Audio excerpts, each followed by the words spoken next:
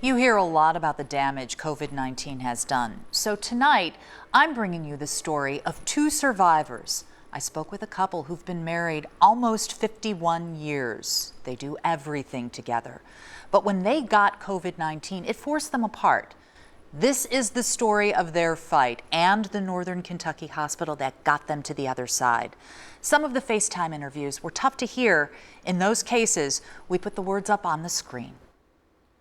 This virus was right in my body. I could feel it, and it was taking my breath. And what was perhaps just as scary for Nancy Williams, she knew it was taking her husband Ray's breath too. Imagine being a team for decades, raising children together, and then having to be apart for the toughest of fights. The Williams don't know where they got COVID-19. Well, you just don't know where it is out there. But in late February, after stocking up on supplies to stay home, they both started coughing. They both had fevers. When the symptoms wouldn't let up, Ray went for help to St. Elizabeth in Fort Thomas, which is set up to treat COVID-19 patients.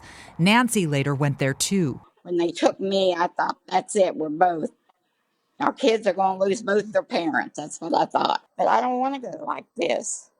Not with this nasty disease and not being able to breathe. She got the oxygen she needed, and she says reassurance from St. E's medical team.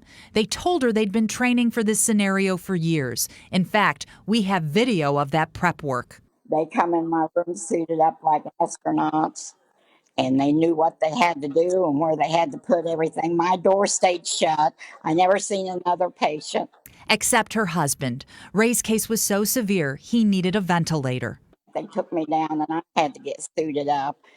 And I got to go down and see him. I was so scared I was going to lose him and he's going to be by himself, I wanted to talk to him, even if he didn't hear me. You don't remember that at all? No, ma'am. Was this the sickest you've ever felt? Yes, ma'am. He was sicker than she was, but both of them walked out of this hospital. That is, I can't tell you how good it feels. Dr. Dora Savani leads the team that treated Nancy and Ray. They were terrific day and night. She introduced us to some of those frontliners on this FaceTime. Frontliners who are getting people like the Williams back to their families. Thursday. People went home and we got 4 in. And that has been our trend. We are discharging more patients than we are admitting. So that is good. I feel so grateful for the people at St. Elizabeth. Let me tell you, if it wasn't for them, this couldn't be possible. This is more time with their children, more time with their grandkids, more time with each other. They celebrate 51 years together in June. It's great. Very thankful. It's great. How much do you love your lady? Oh, man. She's my everything. And that's why people have left yard cards like this. It says, "Heroes work right here," and it's for the medical workers, bringing people back from the brink. Dr. Savani and the Williams, who are still on home quarantine, have this message for anyone watching this report. Be your own hero. Stay home to stop the virus.